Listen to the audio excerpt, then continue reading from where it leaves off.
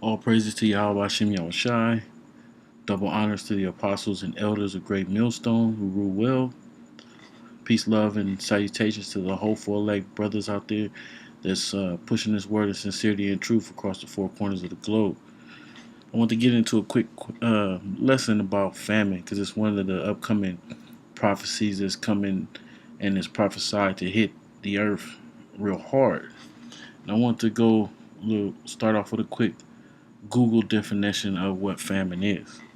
A famine is a widespread scarcity of food caused by several factors, including crop failures, population imbalance, or government policies, which all those things are taking place now across the earth. And that's why you have corporations like Monsanto's who are basically utilizing GMO seeds and GMO crops, which is basically not even food. It says this phenomenon is usually accompanied or followed by regional malnutrition, starvations, epidemics, and increased mortality. Which all those four uh, different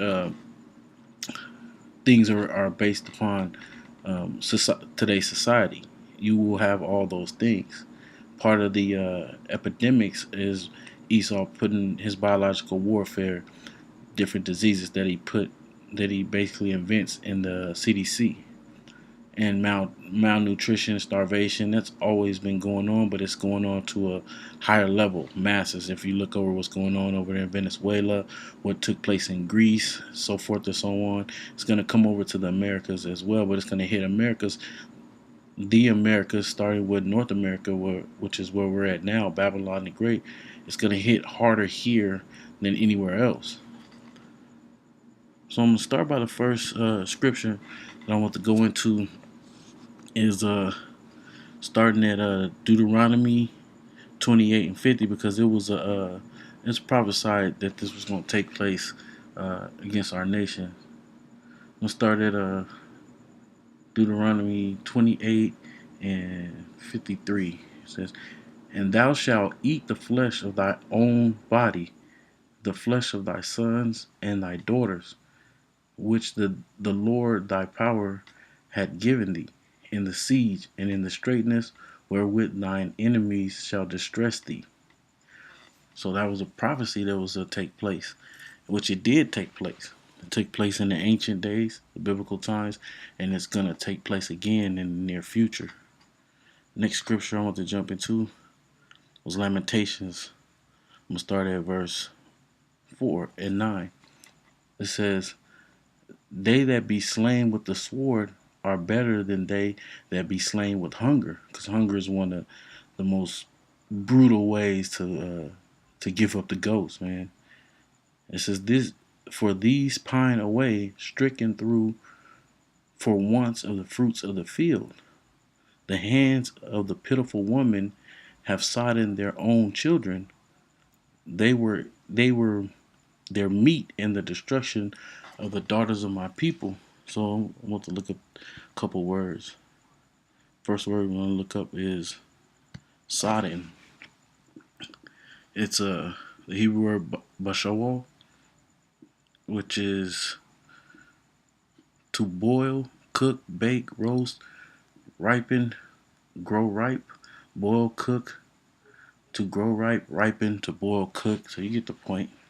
Basically cooking one way or another. The next word I want to look up is the word for their meat, which is the Hebrew word bara, which is to eat, consume, to eat, for eating, devouring, to cause to eat. So it says that it says the hand of the pitiful woman have sodden, meaning to cook, their own children. They were their meat, which means to eat. They eaten in the destruction of the daughter of my people. The next scripture I want to get into, because it gets heavy. There's several scriptures of cannibalism, that happened then is going to happen again. It's going to happen even on a higher and more severe scale in this future coming. In the future comings, this is Jeremiah 19:9. And I will cause them to eat the flesh of their sons and the flesh of their daughters, which we just read in Lamentations that they're gonna cook and eat their daughters and their children, and they shall eat every one of the flesh of his friend in the siege and straitness, wherewith their enemies and they seek their lives shall straighten them. Because in the ancient days, Esau, what he did was he besieged Jerusalem and he stopped the import exporting of food and goods, commodities coming in and out of the city, coming in and out of where our people were. So our people didn't have a source of getting food. So therefore they turned to cannibalism, which in the future the same thing gonna happen here because your grocery stores only carry about 3 days supply of food. And so if no trucks is coming in and out, bringing in foods from out of the stores, warehouses, then these people are not going to have any food. There's no way to eat. So what are they going to turn to? They're going to turn to their neighbors. They're going to turn to their children. They're going to turn to their family as meat, as food. Verse 10. Then shall thou break the bottle in the sight of men to go with thee. Because they're gonna go, they're gonna basically, it's gonna be anarchy. It's gonna be total chaos. When somebody ain't even eating for a while, then they it's like you wipe out all consciousness of what you're doing. Like when you look at the cartoon where they show you that one of them haven't been eaten, they both haven't been eaten for a long time, and then the other one looks at the other's head and it looks like a chicken bone, or it looks like a strip whole chicken, and they pick up like a club and bop the one over the head, and because they want to eat them, but then they snap out of it and they say, "Oh damn, they was about to eat the other person, but it wasn't even food." This just show you the hallucinations or the blanking of consciousness when you're starving. The next scripture is Isaiah 19:9. Through the wrath of the Lord of hosts is the land darkened, and the people shall be as the fuel of the fire.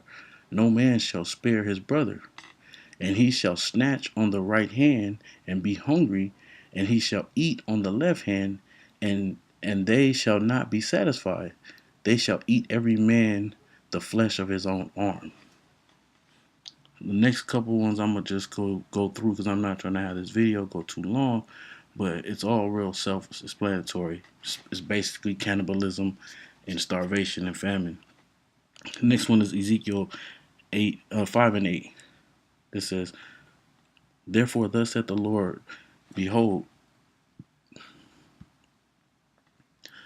says, "Therefore, thus saith the Lord, behold, I, even I, am against thee, and will execute judgment in the midst of thee in the sight of the nations. I will do in thee that which I have not done, and whereunto I will not do any more the like because of all thine abominations." Because this is all based upon the people who are going to suffer this as a calamity of the Most High for not listening to his prophets that are out there. We're not listening to the scriptures, not paying attention or getting in the scriptures, because Revelations 1 and 3 say, "Blessed is he that readeth."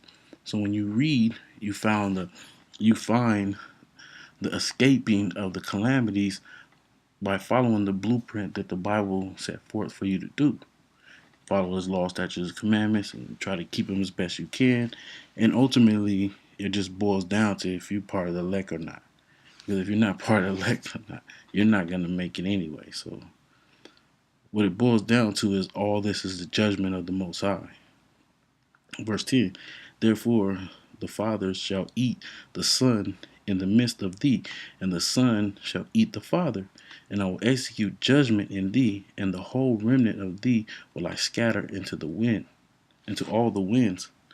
Wherefore, as I live, saith the Lord power, surely because thou hast defiled my sanctuary, and with all thy detestable things, and with all thine abominations. Therefore will I also diminish thee. Therefore shall mine eye spare, neither will I have any pity. The Most High ain't gonna feel sorry for anybody that's suffering this judgment. A third part of thine shall die with the pestilence, and with the famine shall they consume, and in the midst of thee, and the third part shall fall by the sword round about thee, and I will scatter the third part into all the winds, and I will draw out a sword after them. Which ultimately that sword after the famine and everything is the missiles. Thus shall my anger be accomplished, and I will cause my fury to rest upon them, and I will be comforted. Because it's going to comfort the Most High for the judgment being executed on of course, wicked Israelites and in the nations as well. And they shall know that I am the Lord, have spoken it in my zeal, when I have accomplished my fury in them. Which the accomplishment of the fury is actually, of course, this taking place. But the Most High's word going forth and then being accomplished is what's going to comfort him. Because us brothers going out there uh, pushing forth this word, that pleases the Most High. Because the scriptures tell you that, and the Most High don't need us out there doing this work. We're doing this work. Hopefully, that we are able to escape these calamities, escape this judgment. So the Most High will be comforted when His word come to pass, because it said He won't prolong it any longer. I'm gonna jump next to the next scripture, which is 2nd Esdras 15. I'm gonna start at 57. Thy children shall die of hunger, and thou shalt fall through the sword. Thy city shall be broken down, and all thine shall perish with the sword in the field. They that be in the mountains shall die of hunger, and eat their own flesh, and drink their own blood, for very hunger of bread and thirst of water. Thou as unhappy shalt come through the sea and receive plagues again. Which like goes to show you that this is a future prophecy, because like this took place already in the ancient days. So it's gonna come with those plagues again. Next scripture is Baruch 5:2. It's like it 2:2. To bring upon us great plagues, such as never upon under the whole heavens. Because it tells you when you read Daniel's the 12th chapter, starting the first verse, it tells you that these things that are coming are going to be coming so hard as never before man and since mankind dwelled. These meaning basically they're going to come on the level, the magnitude of never before. Because the Most High have always in the past shown mercy. Like he'll do something to the extent of a certain amount of severeness, but this he's like basically gloves are off. He ain't hold back. He just it's time for him to just execute full judgment. As it came to pass in Jerusalem, according to the things that were written in the law of Moses, that a man should, which I read that already in the law of Moses, which is Deuteronomy 28 and 53, says that a man should eat the flesh of his own son and the flesh of his own daughter. The next scripture is Second Esdras,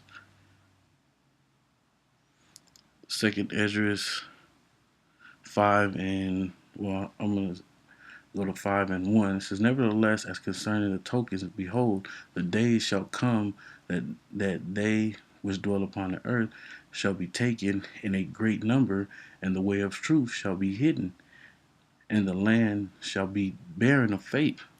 I'm gonna jump down to the 9th verse, because this is talking about a famine of the word.